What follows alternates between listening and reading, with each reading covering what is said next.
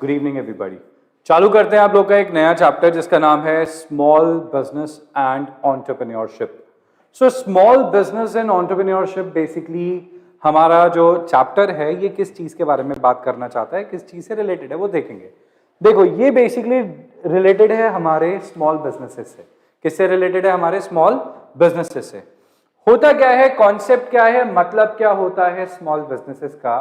तो small businesses को आप अपनी तरफ से डिफाइन नहीं कर सकते, ठीक है, कि होता क्या है एक स्मॉल बिजनेस। स्मॉल बिजनेस को डिफाइन करने के लिए हमारे यहां पे MSMED एक्ट है, micro small and medium enterprises development act 2006, जो यहां पे डिफाइन करता है कि एक स्मॉल एंटरप्राइज का मतलब क्या होता है। इंडिया में देखा जाए तो 50% से ज्यादा लोग जो एम्प्लॉयड है ना, मतलब अगर आप ऐसा समझो सिर्फ 20 to 30% Indian economy is working under government और प्राइवेट बिग एंटरप्राइजेस। रिमेनिंग 70% लोग जो काम करते हैं, ठीक है, वो स्मॉल इंडस्ट्रीज ही चला रहे हैं या खुद तो चला रहे हैं या फिर खुद काम कर रहे हैं या एग्रीकल्चर सेक्टर में काम कर रहे हैं।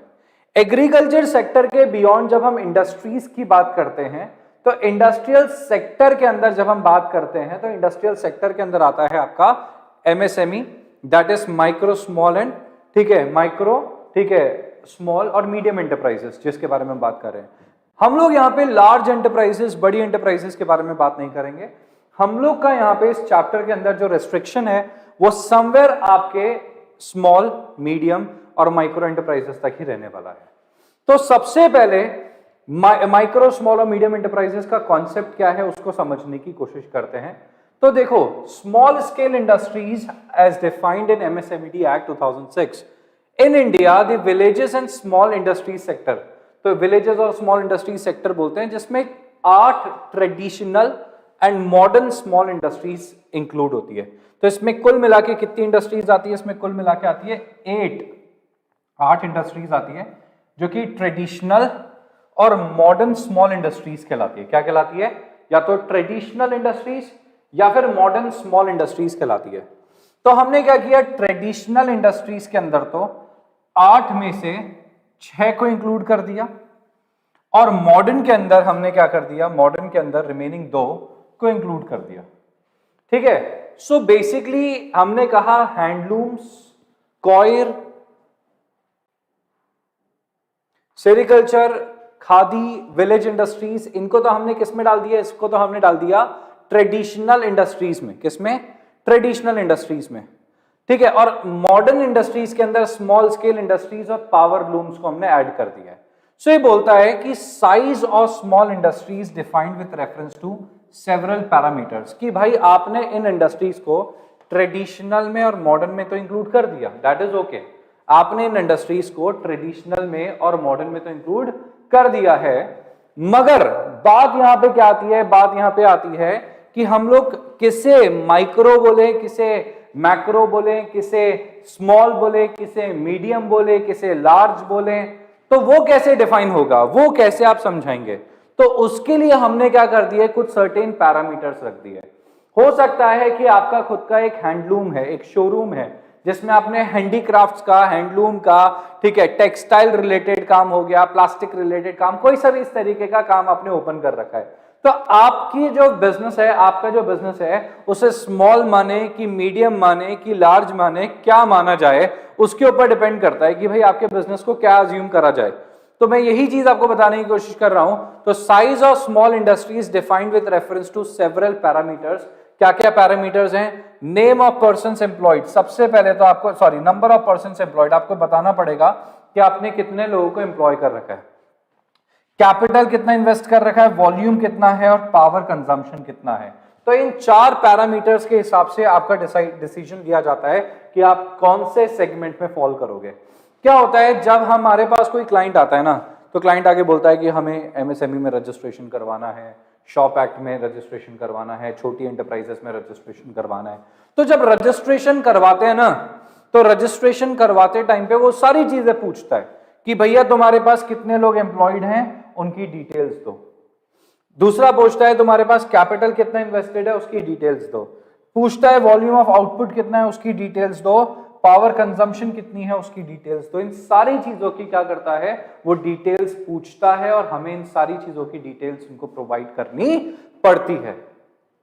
तो यही समझा रहा हूं मैं कि जब भी एक बिजनेस की बात होती है तो बिजनेस को जब भी रजिस्ट्रेशन करवाता है वो अपना एमएसएमई के अंदर, तो आपको ये सारी डिटेल्स बतानी पड़ती है जिसके हिसाब से डिसाइड करा जाएगा कि आप क्या माइक्रो हो, क्या माइक्रो हो, क्या स्मॉल हो, या फिर मीडियम एंटरप्राइजेस हो। तो ये बोलता है एमएसएमई डी एक्ट 2006 कब आया, अक्टूबर 2006 से आया। नाम आगे लिख रखा है, ईयर लिख रखा है 2006, बट मंथ कौन सा हुआ, October 2006। Accordingly enterprises are classified in two major categories. Enterprise को हमने दो मेजर कैटेगरीज में डिवाइड कर दिया, which is manufacturing and services. So industries जितनी भी है ना यहाँ पे, वो दो पार्ट में डिवाइडेड है, मैन्युफैक्चरिंग एंटरप्राइजेस और दूसरी जो होती है वो होती है हमारी सर्विस सेक्टर एंटरप्राइजेस। तो बेसिकली हमारे पास यहाँ पे दो तरीके की इंडस्ट्रीज होती है, या तो आप मैन्युफैक्चरिंग का काम करोगे या फिर आप सर्विसेज प्रोवाइड करोगे। अब जैसे एक एग्जांपल देके समझाता हूं भाई, मैन्युफैक्चरिंग आपकी फैक्ट्री है, फर्नीचर का काम है, टेक्सटाइल्स का काम है, मैन्युफैक्चरिंग रिलेटेड काम है, हैंडीक्राफ्ट का काम है, तो ये सब तो क्या हो गया, ये सब तो आ गया आपका मैन्युफैक्चरिंग सेक्टर या मैन्युफैक्चरिंग एंटरप्राइज बन गए। बट अगर आप जैसे टीचिंग इंडस्ट्री में हो तो ये सर्विस सेक्टर हो गया, क्या हो गया, this is a service sector enterprise. तो बेसिकली बोलता है enterprises pertaining to any industry specified in the first schedule of the Industries Development and Regulation Act 1951। ठीक है, industries development and regulation act 1951 में आया था, और उसका जो फर्स्ट शेड्यूल है उसके अंदर जो जो इंडस्ट्रीज डिफाइंड है, ठीक है, उसके हिसाब से तीन तरीके की इंडस्ट्रीज डिफाइंड होती है।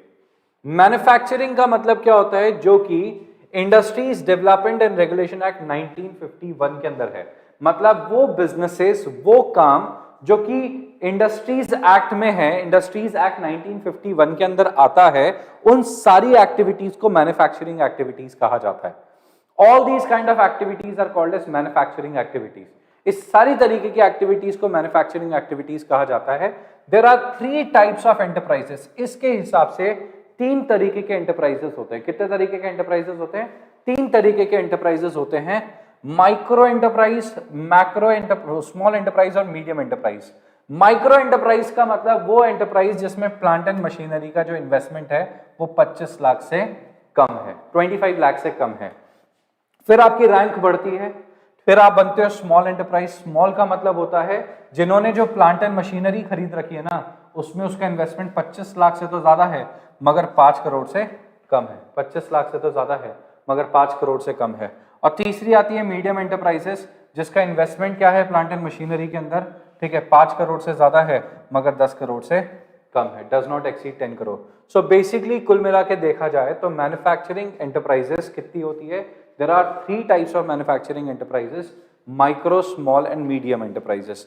माइक्रो एंटरप्राइजेस कौन सी, जिसका प्लांट एंड मशीनरी का इन्वेस्टमेंट कितना है, प्लांट एंड मशीनरी का इन्वेस्टमेंट है जिसका 25 लाख तक, ठीक है। फिर स्मॉल, स्मॉल कौन सी होती है, 25 लाख से 5 करोड़। और फिर आती है मीडियम, 5 करोड़ से 10 करोड़। और 10 करोड़ के ऊपर अगर आपका इन्वेस्टमेंट हुआ तो आप क्या बन जाओगे, लार्ज एंटरप्राइज, जो कि इस एक्ट में कवर नहीं होगा ऑब्वियसली, ठीक है। नेक्स्ट आता है सर्विस एंटरप्राइजेस। सर्विस एंटरप्राइजेस में इन्वेस्टमेंट की रिक्वायरमेंट थोड़ी कम हो जाती है। क्या हो जाती है, इन्वेस्टमेंट की रिक्वायरमेंट कम हो जाती है, ठीक है। आज एक फैक्ट्री के अंदर ज्यादा रिक्वायरमेंट होती है, मगर एक सर्विस सेक्टर के अंदर, ट्रेडिंग सेक्टर के अंदर इन्वेस्टमेंट की रिक्वायरमेंट कम हो जाती है। तो उसके अंदर क्या होता है, उसके अंदर अगर माइक्रो एंटरप्राइज है तो 10 लाख रुपए चाहिए सिर्फ, ठीक है। आपका इक्विपमेंट के अंदर आपका जो इन्वेस्टमेंट है वो 10 लाख रुपए से ज्यादा नहीं है, ठीक है। नेक्स्ट आता है स्मॉल एंटरप्राइजेस, ठीक है, जहां पे 10 लाख से लेकर, ठीक है, but does not exceed 2 crore, but 2 crore के ऊपर नहीं है। समझ आ गया क्या। और तीसरा आता है आपका मीडियम एंटरप्राइजेस। और मीडियम एंटरप्राइजेस मतलब जहां पे आपका इन्वेस्टमेंट जो है वो 2 करोड़ से ज्यादा है मगर आपका इन्वेस्टमेंट 5 करोड़ से कम है, डज नॉट एक्सीड 5 करोड़। और जैसे ही 5 करोड़ के ऊपर चला गया तो आप क्या बन जाओगे, एक लार्ज एंटरप्राइज बन जाओगे। क्या बन जाओगे, लार्ज एंटरप्राइज बन जाओगे। जैसे आपने एक स्मॉल कंपनी चालू करी, छोटी सी कंपनी चालू करी जो क्या करती है, सॉफ्टवेयर डिजाइन करती है, तो आपने क्या करा, सॉफ्टवेयर डिजाइनिंग के लिए मान लो 10 लोग को अपॉइंट कर लिया। वो लोग क्या करते हैं, 10 कंप्यूटर्स अलग अलग लगा लिए, सिस्टम्स लगा लिए, आपका इन्वेस्टमेंट हो गया 12.5-15 लाख का, 20 लाख का इन्वेस्टमेंट हो गया, तो आप स्मॉल एंटरप्राइजेस में आ जाओगे। समझ गए? आपने 2 कंप्यूटर लगा के काम चालू किया तो आप एक माइक्रो एंटरप्राइजेस के अंदर कहलाओगे। समझ गए क्या? तो माइक्रो, स्मॉल और मीडियम एंटरप्राइजेस, इस तरीके से आपके पास कुल मिला के 3 तरीके की एंटरप्राइजेस होती है। अब क्या फायदा है इस तरीके के एंटरप्राइजेस का, इस तरीके से इनको डिवाइड करने का, इस तरीके से इनको रजिस्ट्रेशन प्रोवाइड करने का?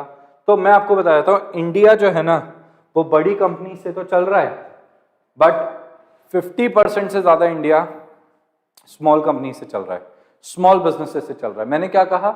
70% अप्रोक्सीमेटली लोग जो है ना वो स्मॉल एंटरप्राइजेस में ही हैं, सेल्फ एम्प्लॉयड हैं या एग्रीकल्चर में हैं। मतलब सिर्फ 25-30% लोगों को, जितनी भी बड़ी कंपनीज आपको दिखती है, रिलायंस, टाटा, ये सब ने 25-30% लोगों को ही काम दे रखा है। बाकी रिमेनिंग जो है 70-75% लोग जो हैं वो या तो एग्रीकल्चर के अंदर हैं या फिर स्मॉल एंटरप्राइजेस के अंदर है। समझ आया? तो ये बोलता है role of small business in the socio economic development of the country. तो सोशो इकोनॉमिक डेवलपमेंट हो रहा है, सोसाइटी का भी और इकोनॉमी का भी डेवलपमेंट हो रहा है। किसकी वजह से? एमएसएमई की वजह से। सबसे पहला आता है आउटपुट जनरेशन। आउटपुट कितना बनाता है MSME? Contributes 40% of the gross industrial value. Gross industrial value मतलब आज की डेट में जो इंडिया के अंदर जितना भी इंडस्ट्रीज है, जितनी भी इंडस्ट्रीज हैं, उनका जो भी टोटल मैन्युफैक्चरिंग होता है, जितनी भी इंडस्ट्रीज हैं, अगर वो इंडिया के अंदर 100 करोड़ का आउटपुट बनाती है तो 45 करोड़ का आउटपुट जो है वो स्मॉल इंडस्ट्रीज बनाती है। समझ आ गया क्या? तो small industries 40% of the gross industrial value का प्रोडक्शन करती है। 45% इंडिया का जो एक्सपोर्ट होता है उसका 45% एक्सपोर्ट कौन करता है? ठीक है, उसका 45% एक्सपोर्ट करते हैं। ठीक है, कौन? Small enterprises. मतलब इंडिया का अगर एक्सपोर्ट, इंडिया से जो एक्सपोर्ट है, अगर टोटल ओवरऑल एक्सपोर्ट की बात करी जाए इंडिया की, तो इंडिया से अगर मान लो पूरे साल भर में 500 करोड़ का एक्सपोर्ट होता है या 100 करोड़ का एक्सपोर्ट होता है, तो 45 करोड़ का एक्सपोर्ट तो हम लोग ही कर रहे हैं, स्मॉल एंटरप्राइजेस ही कर रही है। समझ आ गया? कोई बात नहीं, मैं रिकॉर्डिंग करके दे दूंगा। Generation of employment. Generation of employment का मतलब क्या होता है? एम्प्लॉयमेंट जनरेशन का मतलब होता है कि इंडिया में आप देख लो सेकेंड लार्जेस्ट एम्प्लॉयर है आफ्टर एग्रीकल्चर। एग्रीकल्चर के बाद सेकेंड लार्जेस्ट एम्प्लॉयमेंट इसी में मिलता है। एग्रीकल्चर में almost 50% of India's population is working in agriculture sector. ठीक है, और करीब 33% के अराउंड यहाँ पे काम करते हैं। समझ आ गया? ठीक है, इंडस्ट्रीज के अंदर। Okay, account for 95% industrial units in the country. मतलब आप सोचो कि, मतलब आप समझना कि इंडिया में अगर 100 एंटरप्राइजेस है ना मैन्युफैक्चरिंग की, ठीक है, तो उसमें से 95 स्मॉल है, सिर्फ 5 ही लार्ज है। समझ आया? भाई सिर्फ 5 ही लार्ज है। अडानी के पास, अंबानी के पास, ठीक है, इन सब के पास बड़ी बड़ी एंटरप्राइजेस है, बाकी सब तो स्मॉल एंटरप्राइजेस ही है ना। हाँ, ये वाला पॉइंट समझ नहीं है, वापस बताओ। देखो, इंडिया में जितनी भी इंडस्ट्रीज है, जितनी भी फैक्ट्रीज हैं, जितने भी इंडस्ट्रियल यूनिट्स हैं, जितनी भी दुकानें हैं, 95% जो है वो स्मॉल एंटरप्राइजेस है, माइक्रो, स्मॉल या मीडियम एंटरप्राइजेस है। 95%, सिर्फ 5% वो हैं जो लार्ज एंटरप्राइजेस के अंदर काउंट होते हैं। तो सोचो कितनी सारी दुकानें हैं इंडिया में, कितनी सारी दुकानें हैं, कितनी सारी छोटी छोटी फैक्ट्रीज हैं, टेलरिंग शॉप हो गई, कितनी सारी चीजें हो गई जो कि एमएसएमई के अंदर काउंट होती है, लार्ज में काउंट नहीं होती। समझ आ गया? Supply of enormous variety of products. आपको पता है बहुत ज्यादा एक्सट्रीम लेवल पे जो वैरायटीज आपको प्रोवाइड करता है वो कौन है? आपका ज्यादा से ज्यादा वैरायटीज प्रोवाइड करता है आपको कौन? ठीक है, एमएसएमई। एमएसएमई का varieties is like too much, बहुत ज्यादा वैरायटीज प्रोवाइड करता है ये। सो एमएसएमई जो है दे प्रोवाइड एनॉर्मस वैरायटी, गिनते गिनते थक जाओगे, इतनी वैरायटी के प्रोडक्ट्स प्रोवाइड करता है ये, which includes for mass consumption of goods, जो कि मैक्सिमम पॉपुलेशन उसको कंज्यूम करता है। रेडीमेड गारमेंट्स जो आप देखते हो। अच्छा, मैं आपको बता देता हूं, इतने सारे जो ब्रांड्स हैं ना अपने वो लोग क्या करते हैं? लोकल मैन्युफैक्चरिंग करवाते हैं। शोरूम उनका वही होता है, बट लोकल मैन्युफैक्चरिंग करवाते हैं। मतलब आई बीन टू दिल्ली, में दिल्ली गया था, हम लोग का खुद का ऐसा था कि कपड़ों का काम चालू करने का प्लान था। ठीक है, तो हम लोग एक शोरूम, वो फैक्ट्री गए थे। फैक्ट्री में आप ये बोलो 15 मिनट बैठो, 15 मिनट में आप जिस कंपनी का बोलोगे उस कंपनी की आपको, ठीक है, लेटेस्ट से लेटेस्ट डेनिम बना के दे देंगे, लेटेस्ट से लेटेस्ट डेनिम। मतलब मेरे को क्या करना है, मेरे को खुद का एक ब्रांड बना के रजिस्टर्ड करवाना है। फॉर एग्जांपल मैंने खुद का ब्रांड बनाया, लोगो बनवाया, रजिस्टर्ड करवाया, उस कंपनी के पास गया जो मैन्युफैक्चर कर रहा है, उसको बोला ठीक है मेरे को 200 डेनिम बना के दे दे, ये रहे मेरे लोगोस, इस लोगो पे बना के दे दे, वो आपको वैसे के वैसे एज इट इज डेनिम बना के दे देगा, उस पर लोगो लगा देगा, खत्म। ऐसा सा सीन है। मतलब आप सोचो, जितनी फाइनेस्ट से फाइनेस्ट क्वालिटी बनवानी है वो बना के दे देगा, लोअर से लोअर क्वालिटी बनानी है वो बना के दे देगा, जिस कंपनी की बनवानी है तुम्हें वो कंपनी की बना के दे देगा। आप बोलते हो उसे यार एक काम कर 100 लेवाइस की पैंट्स बना के दे दे, वहाँ ले भाई ले बना के दे देगा। बोले यार 150 ज़ारा की पैंट्स बना के दे दे, ले भाई। क्वालिटी क्यों, कपड़े के ऊपर डिपेंड करता है, क्वालिटी टोटली डिपेंड्स ऑन कपड़ा, कपड़े के ऊपर डिपेंड करता है। आप 200 रुपए वाला बोलोगे 200 वाला बना के दे देगा, ठीक है, वो 500 वाला बोलोगे 500 वाला बना के देगा, 800 वाला बोलोगे 800 वाला बना के दे देगा। जिस क्वालिटी का बोलोगे उस क्वालिटी का वो बना के दे देगा, और जिस ब्रांड पे बोलोगे उस ब्रांड पे, खुद का ब्रांड बोलोगे खुद का ब्रांड बना के दे देगा। तो कितना ज्यादा यहाँ पे सोचो, ये क्या है, वो एमएसएमई तो है, कोई ऐसी कोई बहुत बड़ी फैक्ट्रीज नहीं है।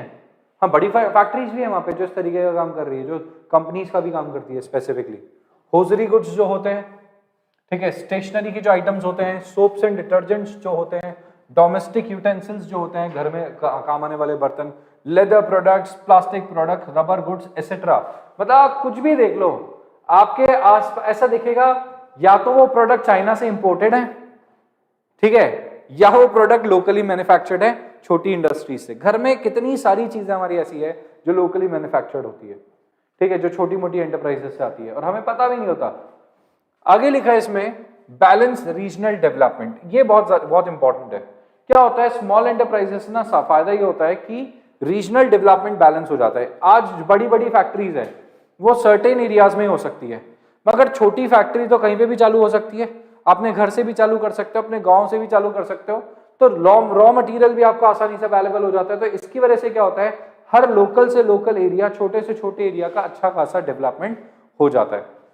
तो स्मॉल इंडस्ट्रीज विच प्रोड्यूसेस, ठीक है, simple products using simple technologies depend on locally available resources both material and labour. Simple technology होती है, छोटी मशीनें कहीं भी ले जाओ। अब आप एक बात देखो यार, आप पेन खरीदते हो, ये पेन बनाने की फैक्ट्री जरूरी थोड़ी कि बड़ी हो।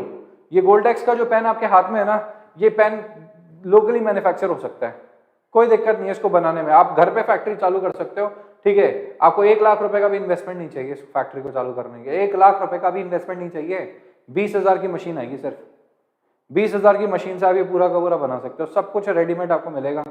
20,000 की मशीन से रिफिल पकड़ो, रिफिल के अंदर इंक डालो, खुद ही मशीन के अंदर से इंक डालो, मशीन के अंदर आपको सोल्यूशन भी मिल जाएगा जिससे आप इंक बना सकते हो, ठीक है, निब डाली, ठीक है, उससे मशीन पे लगाई, मशीन पे इसको लगाया, ठीक है, आगे पीछे से उसको कसा, ठीक है, लो भाई बंद करके पैकेट में डाल दिया और खुद का ब्रांड और लगा दिया उस पर। इस तरीके से होता है काम पूरा का पूरा।